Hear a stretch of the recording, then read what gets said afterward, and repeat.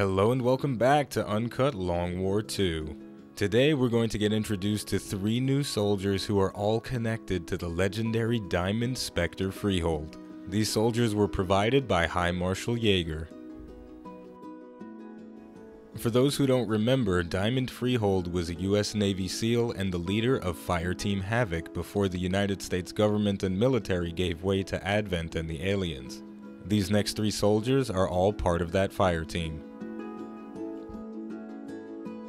Ray Palmer was born on a Native American Navajo reservation in Arizona.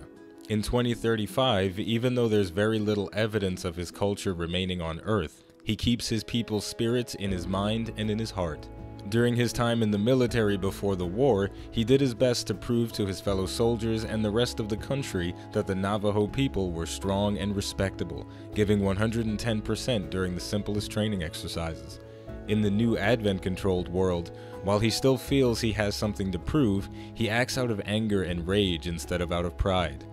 Refusing to relocate to an Advent megacity and be processed by gene therapy clinics, Ray's old reservation was completely wiped out and eventually turned into a black site for the Avatar project.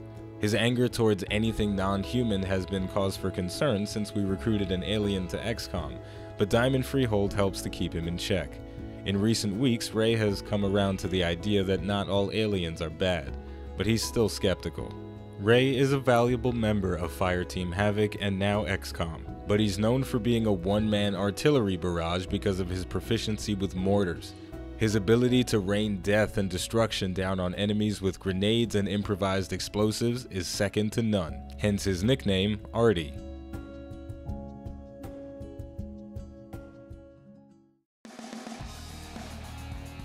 Bailey Iverson is DIMOND FREEHOLD's deadly right-hand man. DIMOND, also known as the SPECTER, is an efficient and stealthy killing machine, even when he's using a shotgun. On the other hand, Bailey is ruthless, unhinged, and isn't afraid of cracking a few jokes when tensions are high, hence the nickname JESTER. Though he's seen as less mature than the rest of his squad, he doesn't mess around when the light goes green. He keeps his blades sharp, his guns loaded, and his team spirits high by any means necessary. He once put lipstick on the muzzle of his shotgun and took it into battle. When questioned by another teammate, he smiled and said, "You'll see." Later that mission, he snuck up on an Advent captain and said, "Hey asshole, pucker up," and shot him in the face. As gruesome as that may sound, it was hilarious to all the members of Fireteam Havoc. They all had to fight back, bursting into fits of laughter to finish the mission. Even DIMOND FREEHOLD, as serious as he can be, let out a few giggles. Last but certainly not least, Bill Hudson, born in Texas, was a natural comedian and actor. As such, he starred in several movies and was beloved by all of his fans. Unfortunately, his acting career met with an early end when he decided to enlist in the Marines during the alien invasion. On the battlefield, Bill quickly realized he was better suited for action comedies than action on the front lines. During a failed evac, he and his squad were being flanked by a pack of mutant, and all Bill could think to do was scream, "Game over, man, it's game over!" To which he recalls his commanding officer saying, "Get a fucking grip." Those words were enough direction to give Bill enough courage to continue pushing through. Although he and his squad managed to survive a very dire situation, the war with the aliens was eventually lost and Advent took over the planet. Like many other military squads that found themselves stranded after battles with the aliens, they went into hiding and eventually joined resistance groups. The resistance group that acquired Bill was very fortunate because, in addition to his basic skills as a Marine, he was funny and talented. He used his star power to keep morale up even during the darkest times.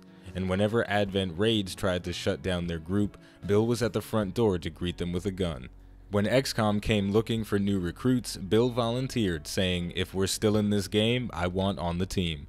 Ever since his enlistment, he and Bailey Iverson, also known as JESTER of Fireteam Havoc, have become something of best friends due to them both having high-spirited personalities.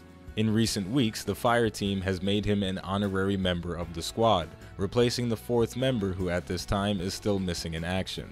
Hudson's technical expertise has made him an invaluable member of the team. And on the battlefield, his fighting style, as described by Buster Doomguy Thompson, is ultimate badass. As a side note, Buster Thompson has also been made a member of Fireteam Havoc, making this epic squad a group of 5 ultimate badasses. Unfortunately, we're not going to see all of these badasses on the field at the same time just yet, but when we do, the aliens are going to be in for a very serious surprise. As a final side note before we get into today's episode, I genuinely enjoy reading off people's characters. It is a ton of fun to have you guys participate in this playthrough. Now, let's get into today's episode. Ladies and gentlemen, but mostly gentlemen, we are doing a landed UFO mission today, Operation Half-Dead Jester. We've done one of these before, and it went pretty damn well if you ask me, besides the little surprise of the chrysalid soldier popping out of the ground and trying to slash our faces off. But all in all, these missions, they're tough, but the rewards are very, very good. So we're going to get out there, kill a bunch of aliens, and then loot their spaceship clean. So let's get out there. Alright, before we go on the mission, you guys already know we've got to talk about the men and women that are coming with us. So first up, our gunner, Desmond the Black Dragon Silton, with armor-penetrating rounds and a rocket launcher from his exosuit. And the exosuit that he's wearing is the Mangler. It is a special item from Grimmy's loot mod with some really interesting benefits, specifically the rage stimulant. When he takes damage, he gets increased aim and crit chance. So that's pretty valuable. It eliminates red fog a little bit and gives him an extra buff as well. Next up, Santa, the Deliverer Claus, is going to be delivering a whole bunch of plasma grenades to the aliens' faces. So he's got 2 of those things and a rocket launcher from his standard exosuit, and we're going to equip him with a new grenade launcher that we found from Grimmy's loot mod as well. It is called Bubbles, and this increases the shred on his grenades by 1. So that's going to be very valuable for us because we don't have anybody with the shredder ability in this particular squad composition. So that's a very helpful item. Grimmy's loot mod is a ton of fun. If you've never played with it, I would definitely recommend giving it a try. Next up, we've got Diamond Freehold coming in. He's an assault, and he's using Talon rounds and a nanofiber vest. So he's going to be able to do a ridiculous amount of critical hit damage. The Talon rounds increases crit chance by 20 and increases critical damage by 1. So he's all about getting in there and eliminating people as efficiently as possible. 1 shot, 1 kill. What's the deal? G-Unit. No, he's from Fireteam Havoc. Anyway, next up, we got Bill Tex Hudson. He's a Texas native, and he's coming to whoop some ass. So he's a very interesting specialist. He's got a med kit and a skulljack, which is increasing his hack rating. But let's go check out some of his abilities. He's got Flashbanger, which means he has a free flashbang with him, even though he doesn't have one equipped. He's also got Field Medic, so he's got 3 med kits instead of just 1, which means if we happen to run out from our designated healer, Alfie Green Jelly O'Brien, he can run around and start spraying people with magical mist. And he also has the airdrop ability that we haven't seen in this playthrough, which will allow him to send the gremlin out to give people grenades. And that's pretty damn cool. And he's also got Combat Protocol, Hack, Haywire Protocol, and Aid Protocol, the standard stuff that you get with a specialist. So next up, I already mentioned her, Alfie Green Jelly O'Brien. She's got the med kit, she has Medical Protocol, and she's also wearing the Mind Shield because it's always stupid when the medic panics. And finally, Dave Pig Cammy is coming in as a ranger, and he's got a smoke grenade and the battle scanner. So he's going to provide us with the battlefield awareness that we need. Whew, that was a mouthful.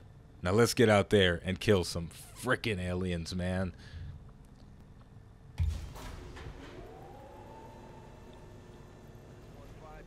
Alright. From the looks of things, the aliens crashed about 10 feet from their parking lot. So that's very unfortunate for them, but hey, I'm not complaining. I happen to like the look of the Advent black sites. And before we make a move too far, we're going to check out a battle scanner from Dave Cammy so we can get some vision of the immediate area. We're going to throw this one kind of close to us, just on the off chance. There usually aren't any enemies this close to where you spawn, but it's always nice to get a little bit of extra vision in the immediate area. So nothing is going to get revealed over there. So I do feel a bit more comfortable about advancing up towards the ledge. But, you know, there's always risks when moving next to a ledge. It's one of the most stressful things you can do in XCOM. Like this, I shouldn't do this, but I'm going to do it. Boom. All right, so yeah, there's no enemies over there. There's usually not. But anyway, yeah, I've always liked the look of the Advent black sites. They're very they look like they could be human-made facilities, but they do have that touch of alien to them because of all the red, and then in some of the rooms there are the capsules with human bodies in it and stuff. So it's a really interesting thing that the art team for XCOM has done. They've got, this game has a really nice aesthetic. I like it a lot. They've managed to create a future that feels alien and human at the same time, which is perfect because this is a game about aliens taking over Earth.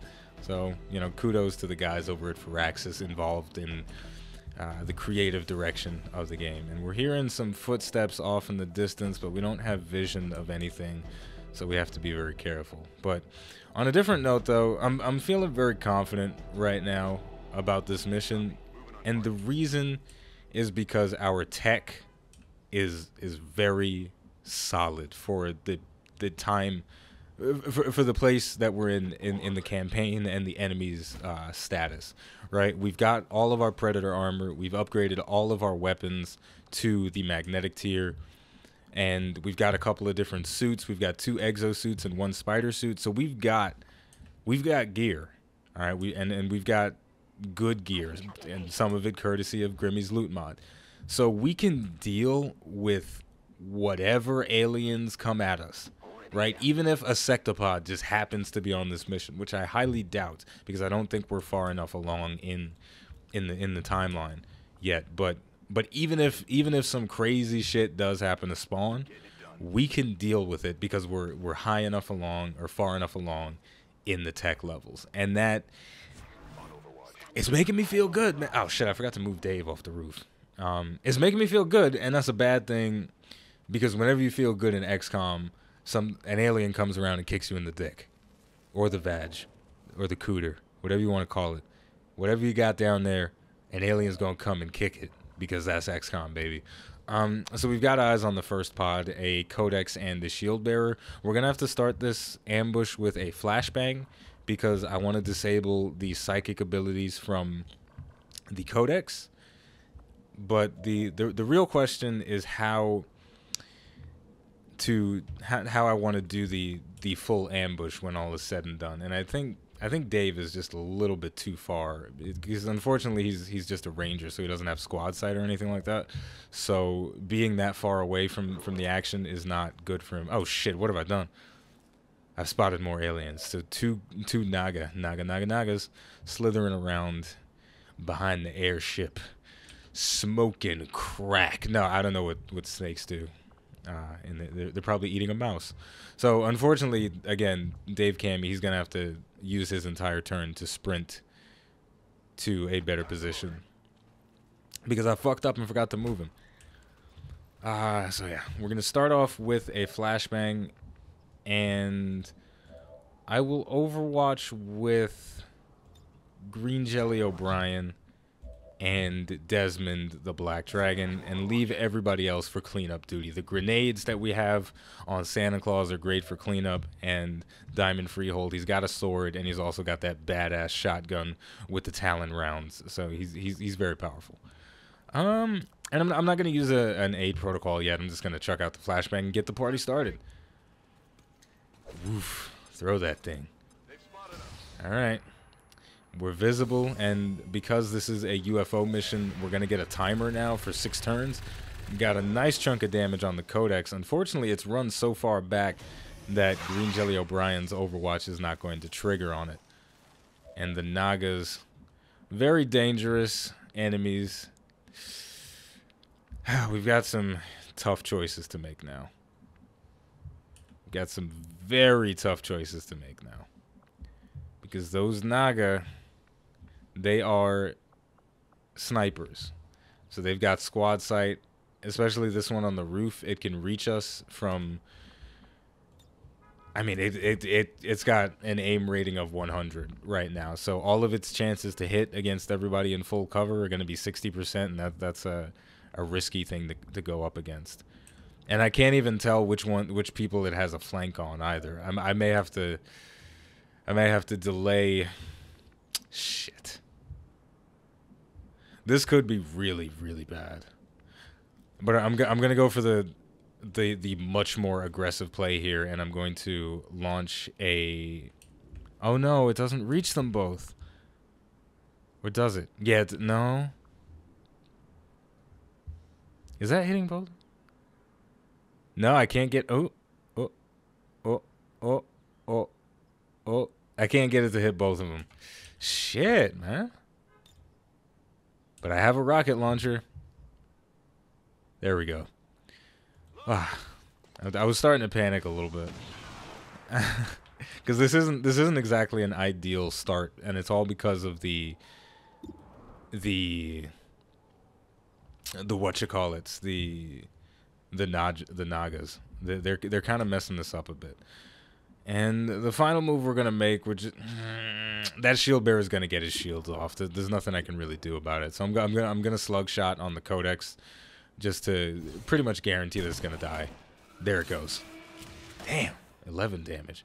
So there we go, and we got some loot out of that as well, if we can manage to pick it up. So now let's just everybody please cross your fingers that nobody gets shot in the face and critically hit. Now let's take a look at what other enemies are on the field. We got a standard goon squad, 2 elite troopers, and an officer. Next, we have a mutant and another Codex. I think we had another flashbang with it. I can't remember. Doesn't matter. We'll still kill it. So mutant and a Codex. And shield bearer. That's it? Those are all the enemies, though? Yeah, alright. Those are all the pods. This is a much smaller force than I was expecting, and there you go. That height advantage plus the base aim stat of 80 is gonna just completely mitigate everything. And on another note, I don't know if the Naga Nagas have the death from above perk on them. I never looked into that, so their chances to hit may be even higher than I am assuming at the moment. Now, we've got a lot of problems here, and there aren't many problems in this world that cannot be solved by shooting a rocket. So let's go ahead and do that. Oh, don't tell me it's not gonna. All right, look. I guess I can understand that this thing is made out of Illyrium and special alien alloys, so the roof didn't collapse. But damn it, that's really frustrating. But yeah, man.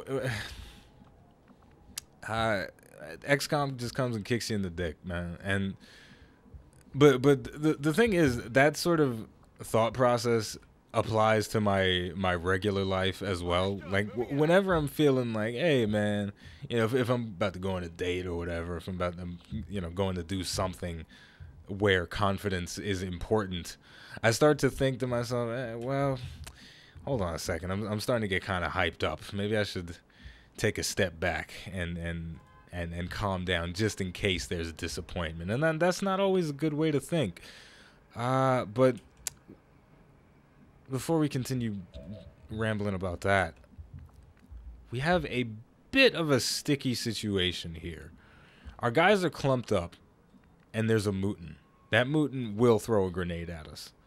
I can guarantee he'll move up to this full cover and then throw a grenade at us. So what I'm going to try and do is kill the mutant in one wombo combo. So, first up, get the grenade out, destroy half of the planet in the process. These alien grenades with the max level grenade launcher are ridiculous. And this special one, Bubbles, it does have that extra shred property, but the shield is going to eat through all of the grenades, so we're not going to get any armor shred out of it. That's very unfortunate there. I almost wish I had Lancelot, because that would have given me an extra action point, and I could have done something with it. Maybe. I don't know. But now, here comes the tricky part. The tricky part is, how do we wombo combo the mutant? And here's what I'm thinking. I'm thinking the Diamond Freehold's got a pretty good throwing arm. So I'm gonna move him up to this half cover. Oh, this is about to get some. This is super scientific shit going on right now. So we're moving him up to the half cover, and then we're gonna use airdrop. Fire Team Havoc, they've got this synergy going on. So the airdrop has given him a grenade. Oh, thank goodness it's a plasma grenade, and thank goodness it is within range. It would have been stupid if it's only like basic frag grenades. That would have made me upset. But the grenade mimics the tier of grenades that you have. So now we chuck out the grenade, get some damage on both targets. Hooah! Boom. We've gotten rid of all the armor. The Mutant only has 9 health remaining, which is still a lot, but it is significantly less than 11 with 2 points of mitigation. So now, the final piece of the puzzle, we try and get lucky. Come on. Show them how to do it in Texas. Alright, 4 damage. It wasn't a crit though, so that's kind of a problem. And Dave Cammy can't see it, so that's even more of a problem. So here's where the big risk comes into play. If I move up to this full covered position, the Mutant will throw a fucking grenade. And I'm pretty sure these guys are within blast radius anyway, so let's just, let's try and get lucky here. Green Jelly O'Brien, the medic, is about to get a piece of the action.